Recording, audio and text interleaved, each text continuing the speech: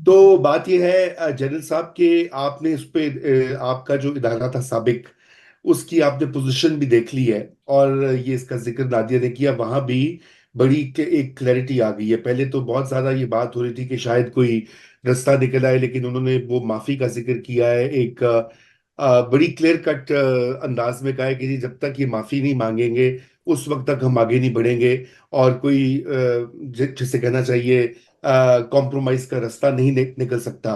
और माफी के ऊपर भी जवाब आपने देख लिया है, बल्कि बड़ी और भी जारहाना बयानात आए हैं। तो ये मामला जो है, क्या आप या आप जैसे दीगर लोग, क्योंकि और भी लाहौर में भी बहुत से लोग इसके बारे में, सिविल सोसाइटी का आपने जिक्र किया है, तो पहले भी एक ग्रुप बना था जिन्होंने कोशिश की थी इमरान खान साहब को समझाने की कि आप अपने सियासी मुखालफिन से डायलॉग का आगाज करें। आपको याद होगा उसमें सारे मुजीबुर रहमान शामी और सुहेल वड़ाइच और दीगर लोग उनके पास कई बार गए, कॉलम्स भी लिखे। अभी दोबारा मैंने पढ़ा कि उनकी उनकी कोई मीटिंग हुई है, उस पर बातचीत हुई है। तो जनरल साहब, ये सिविल सोसाइटी इन्वॉल्व भी हो जाती है। तो अगर वो नहीं मानेंगे खान साहब माफी के ऊपर, या किसी किस्म की कोई ऐसी देखिए ना, ये भी तो हो सकता है ना कि जी मेरे मत वालों ने और जोशीले जो हैं लोग, उन्होंने ये काम कर दिया, लेकिन वो तो इस साइड पर आते ही नहीं। और आप ये आपने इजिप्ट और टर्की की बड़े अच्छे मिसालें दी हैं, लेकिन देखिए उसके लिए वो हालात वो वाले इस वक्त पाकिस्तान में नहीं है। वो उस तरह का पार्टी, एग्जैक्ट तो कहीं भी नहीं होते। जी, पार्टी स्ट्रक्चर जो जो अर्दोगान ने बनाया था जब लोग टैंकों के आगे लेट गए थे, वो उसके लिए भी तो एक पार्टी की मशीनरी चाहिए होती है। जनरल साहब, मैं सॉरी लंबा हो गया सवाल।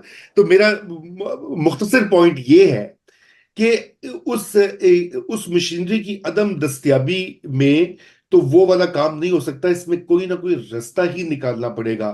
और वो रास्ता अब क्या हो सकता है? मतलब आप जी क्या, आइडियल जी क्या है मैं आपके नजदीक? जी मैं जो मेरे जहन में आपके साथ शेयर कर, पहले तो ये फौज मेरा एक्स अदारा नहीं है, मेरा अब भी अदारा है, इसलिए कि मैं पेंशन अभी भी मुझे मिलती है और अच्छा। मेरे नाम के साथ जनरल अभी भी लगा हुआ है। जी बिल्कुल। देखिए, पहली बात तो ये है कि इसमें तो कोई शक नहीं कि 9 मई को जो कुछ हुआ बहुत बुरा हुआ, नहीं होना चाहिए था। और इस बात पर भी बिल्कुल मेरा ख्याल कोई दूसरी राय नहीं हो सकती कि जिन लोगों ने वो किया, जलाओ गिराओ और हमले किया, उनको सजा मिलनी चाहिए। अब दोनों के बयान में फर्क है। एक कुछ कह रहा है, दूसरा कुछ कह रहा है।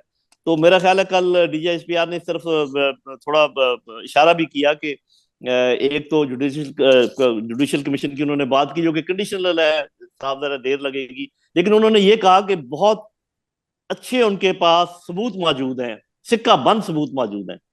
तो ये तो बहुत अच्छी बात है, इस पर तो मैं बहुत खुश हूं। और मैं कहता हूं कि ऐसे सिक्का बंद सबूत आप फौरी तौर पे सिविल अदालतों में पेश करें, ताकि 2 हफ्ते के अंदर अंदर सजाएं मिल जाए और बात खत्म हो। और सुप्रीम कोर्ट को मैं ये सदा करूंगा कि आप ये मखमसे की हालत से कौम को निकालें। आप यह फैसला करें कि ये फौजी अदालतों में चल सकते हैं मुकदमे के नहीं चल सकते। अगर चल सकते हैं तो उनका जो वर्डिक्ट है वो आने दें, ताकि लोगों को अपील करने का मौका मिले और अपीलें सिविल अदालतों में चलेंगी, ताकि ये आगे मामला खत्म हो। तो इसको एक्सपेडाइट करने के मैं हक में हूं। लेकिन मैं ये जरूर कहता हूं कि जब दो पार्टीज हों, तो कोई एक पार्टी अपने आप को सेल्फ राइटसनेस असाइन नहीं कर सकती। A third party has to come in and decide के what is actually gone, right और रॉन्ग। इस पे मेरा अदारा मुझसे नाराज होता है। हालांकि मैं ये कहता हूँ, जब आपके पास सबूत है, नाराजगी की कौन सी बात है। और दूसरी बात यह है कि जिसके मुंह से भी हमले का लफ्ज निकला है कि वहां पे हमला कर दो, वहां पे हमला कर दो, और जिसके पास भी हमला करने वाले वेपन्स मौजूद थे, उनको तो बिल्कुल छोड़ा ना जाए, उनको तो आप कल लटका दें।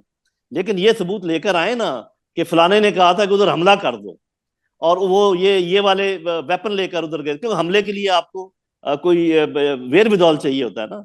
हमला आप डंडों से तो नहीं करते, हमला आप।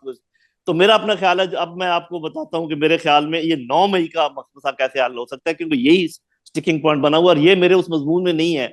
इस पर मैं बाद में करूंगा। वो ये है कि आप सही कह रहे हैं कि अगर पीटीआई ये मान ले कि हमारे लोगों का जो रिएक्शन है वो अगेंस्ट फौज नहीं होना चाहिए था, और रिएक्शन हुआ है फौज के खिलाफ, और ये गए हैं फौजी तनसीबात की विसिनिटी में, इनको नहीं जाना चाहिए था, यहां तक वो मान लें और इस बात की माफी मांग लें। लेकिन इसके बाद जो कुछ हुआ वो हमने नहीं किया, उसकी हम कतन माफी नहीं मांगते। उसके लिए तहकीकात की जरूरत है कि ये जो आग लगाई, जो अंदर गए लोग जिन्होंने तोड़ फोड़ की, ये कौन थे। अगर हमारे थे, लटका दें उनको, उनको सजाएं दें, जो भी है। तो अगर इसके दो हिस्से बना लिए जाएं 9 मई के, एक ये कि माने पीटीआई के हमारे देन में ये बात थी कि चूंकि ज्यादती उनके, मैं पॉइंट ऑफ व्यू से बात कर रहा हूं, चूंकि ज्यादती फौज की तरफ से हो रही है, और खासकर जिस तरीके से पकड़ा गया था बानी पीटीआई को, उसमें सारे इंडिकेटर्स थे कि इसके पीछे कोई ना कोई मुनज़्ज़म अदारा है। तो उनके खिलाफ एहतजाज करना हमारा हक था। वो हमने अपना हक इस्तेमाल करने का कहा अपने लोगों को, और वो वहां तक गए। लेकिन हम समझते हैं कि ये हमें फौज के खिलाफ नहीं करना चाहिए था, हुकूमत के खिलाफ ही करना चाहिए था। ये हमारी गलती है। लेकिन आगे जो कुछ हुआ उसमें बिल्कुल हमारी गलती नहीं है। उसके लिए आप जुडिशियल कमीशन बनाए, और जो लोग हैं, ये मेरा ख्याल एक बैन बैन फार्मूला है जिसपे दोनों साइडों की फेस सेविंग हो सकती है। जी। सही सही। बहुत बहुत शुक्रिया जनरल साहब, आपने अपना वक्त दिया, और हम देखते हैं कि किस तेजी से इस काविश में आप आगे बढ़ते हैं, क्योंकि जैसे रजा ने भी कहा, आपने भी कहा, और ये कोई भी नहीं चाहता कि पाकिस्तान के अंदर इस्तेहकाम ना हो। और ये जो स्टैंड ऑफ है, ये किसी ना किसी तरह इसका एक सोल्यूशन तो जाहिर निकलना है। अच्छा है अभी निकल आए, इंशाल्लाह। वरना जब चेंज ऑफ कमांड होती है तो हम देखते हैं फिर सोल्यूशन ही सोल्यूशन नजर आ रहे होते हैं। इससे पहले ही सोल्यूशन आए तो ज्यादा बेहतर होता है। थैंक यू बहुत सो मच अच्छा। For your it's a time. Pleasure. It's a pleasure and I am not going to give up. इंशाल्लाह। Thank you very much. Thank you. Raza, आपने देखा जनरल साहब ने कहा है he is not going to give up. उन्होंने मोहम्मद अली दुरानी का भी जिक्र किया है। अब आ जाते हैं कि देखें, जिस तरह से आपने परसीव की होगी डीजी आईएसपीआर की प्रेस कॉन्फ्रेंस, और इसके साथ साथ आपने आज भी देखा कि आईने तहफ़्फ़ुज़ पाकिस्तान के बैनर तले उमर अयूब हो या जितने भी वहां रहनुमा थे, या चगजई साहब हो, लियाकत बलोच साहब हो, सब ने एक ही मुद्दा था उनका, जिसका मकसद ये था कि इस्टेब्लिशमेंट जो है वो सियासत में मदाखलत करती है, और जो कुछ भी हुआ, जो इलेक्शन में हुआ, वो सब उन्हीं को उन्होंने मुर्दे इल्जाम ठहराया। कहाँ जा रहे हैं हम, वेर आर वी हेडिंग?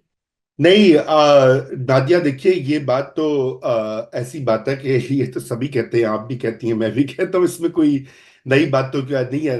हाँ, नई बात ये है कि वो लोग जो पहले कहते रहे हैं कि अंपायर की उंगली उठे और अंपायर आके मैच को सेट करे, फिक्स करे, टिल्ट करे हमारे हक में, वो अब कहना छोड़ दिया। तो चलिए, ये एक अच्छी डेवलपमेंट है, पॉजिटिव चीज है। मगर पहले आ जाते हैं डीजीआईएसपीआर की जो प्रेस कॉन्फ्रेंस है। देखिए, उसके बहुत क्लियर मैसेजेस निकले हैं।